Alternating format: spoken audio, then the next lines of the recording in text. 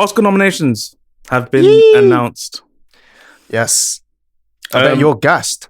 I'm not gassed. I'm never gassed. Is this not your thing, Oscars? It used to be maybe like 10, 15 years ago. That's a long time ago. But I've kind of discovered that the Oscars aren't really my awards. Right, okay. I'm more of a Cannes kind of guy. Okay. That's just who I am. I've accepted it. I've been like, you know what? Ken, no.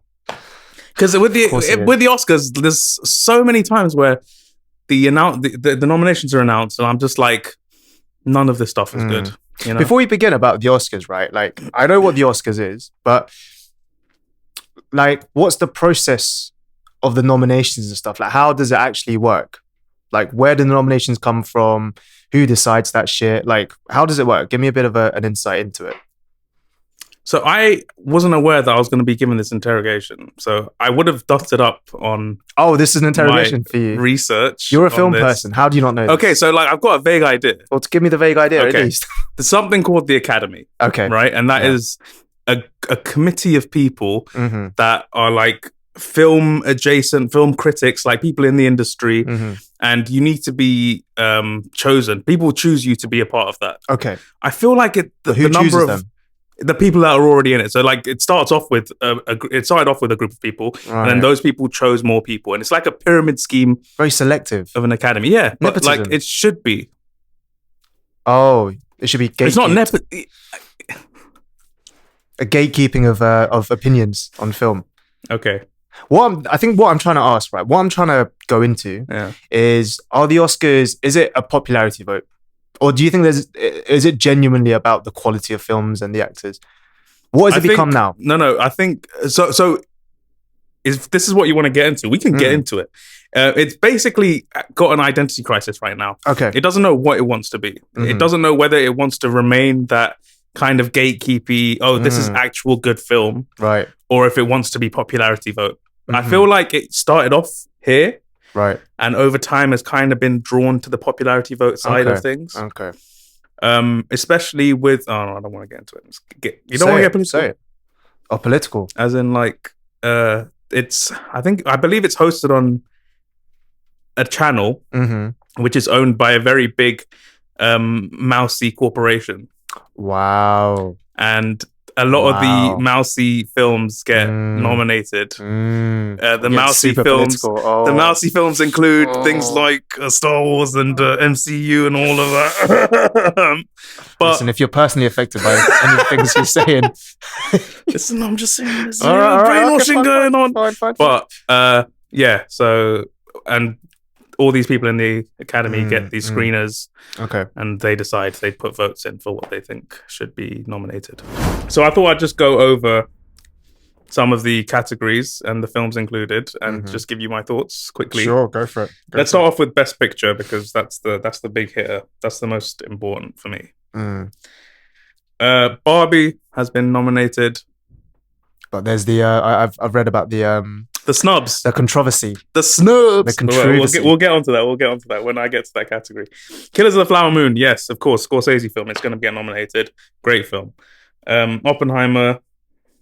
Past Lives. Poor Things. Come on, gang. It's cool that it's been nominated. I feel like, especially after The Favourite and how that was well received at the Oscars, I feel like Lanthimos is going to be like just a staple name in the Oscars run. The surprise, though, I was not expecting this at all. The Zone of Interest has been given an Oscar nom. Oh, has it actually? My favourite, like, non-Tamil film of last year is in the Best Picture running for some reason. I did not expect it. Pleasant little surprise for you. Very pleasant. But I wish it hadn't been. Because it can only end in disappointment. Why give me the hope? All right. I feel like Oppenheimer's just going to take it. What do you think? Do you agree? I mean, it has to be, right? It's one of the most. He hasn't even seen it, and he's one of the most talked about films. The fact that he hasn't even seen it, and he's saying it's going to win, Barbenheimer, shows you that it's just a popularity contest at this point, and the Academy should be ashamed of themselves. For Best Actor, I haven't seen any of these Best Actor nominations apart from really? Silly little Killy. Cillian Murphy, gonna kill it.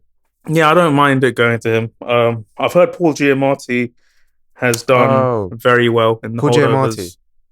He's the one from the NWA film, isn't it? Yeah. Okay. So yeah, I've heard he's done very well. I need to check out the holdovers. Best actress. Here we go. Margot Robbie being snubbed Snooped. by snobs. Snooped. That's what she's happened. She's been snubbed by snobs. I personally think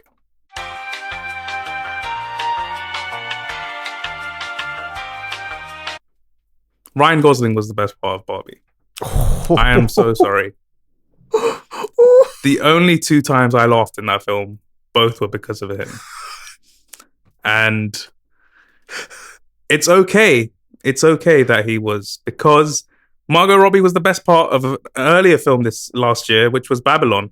She was amazing in Babylon. She should have gotten the nomination for that. Over maybe even over Emma Stone. Emma Stone was great in Poor Things, but like it was on a similar caliber.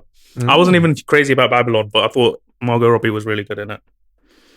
But I think it should go to Lily Gladstone for Killers of the Flower Moon, because she was incredible. She had like this regality to her. There was like it looked like she was a queen, you know, and she like held this like this like pride, this quiet pride to her. I think she deserves the Oscar for sure, personally. And then